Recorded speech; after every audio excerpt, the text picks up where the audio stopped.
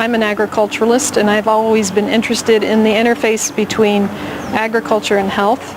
Here in Congo, I have the privilege to work with two nutrition programs that incorporate both. One of them is with the Presbyterian Church here in Kinshasa, and the other one is through the ASSP project in the interior of the country that works primarily in the areas where the Presbyterian Church of Congo has many health centers and hospitals. We train community volunteers to help communities address malnutrition through nutrition education, through promotion of gardens, and also through home visits and follow-up with families with malnourished children who need extra help in tackling the problem of malnutrition and increased understanding of how to prevent malnutrition and how to provide good weaning foods for their children. Another intervention we are working on that has potential to reduce malnutrition is clean cook stoves. 9 out of 10 households in Congo depend largely on wood fuel for daily cooking. A significant amount of a family's income in urban areas is spent on purchasing fuel, and in rural areas, women and children spend a lot of time gathering and transporting fuel. The time and money spent obtaining fuel is often cited as the primary reason why food is only prepared once a day. Congo also has one of the highest per capita death rates in the world from indoor pollution caused by open fire cooking. Breathing smoke often leads to respiratory illnesses like pneumonia, which currently is responsible for 19% of deaths in children under 5 years of age. I'm a part of a 5-member team from the CPK Health Department and the ASSP project that is doing research on clean cook stoves. We've been piloting a top-load updraft stove called the Pico-Pay. The Pico-Pay stove is a gasifier stove and it essentially burns off the gas in the wood at a high temperature in a low oxygen environment.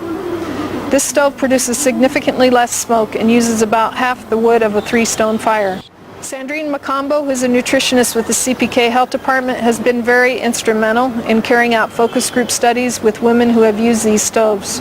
Her work has provided important feedback as we work to develop a prototype that Congolese women will readily adopt. Les mamans bongresses sont des mamans bénévoles qui viennent travailler pour le compte du centre de santé et elles ont déjà l'expérience sur le terrain. Donc on les utilise parce qu'elles connaissent bien le terrain, elles viennent, elles travaillent par rapport au programme qui est établi, si c'est la nutrition, si c'est le jardinage, si c'est le foyer. Elles ont déjà l'expérience sur le terrain, donc on prend déjà ces mamans-là qui travaillent bénévolement pour les comptes de l'église, du centre. On a vu la façon dont on a classé et comme ça le feu peut durer pendant 1 heure.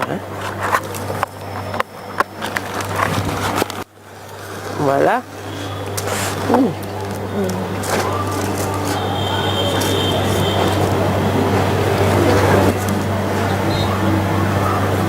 Voilà. Un bon bois sec. Le feu comme ça va traîner pendant 1 heure.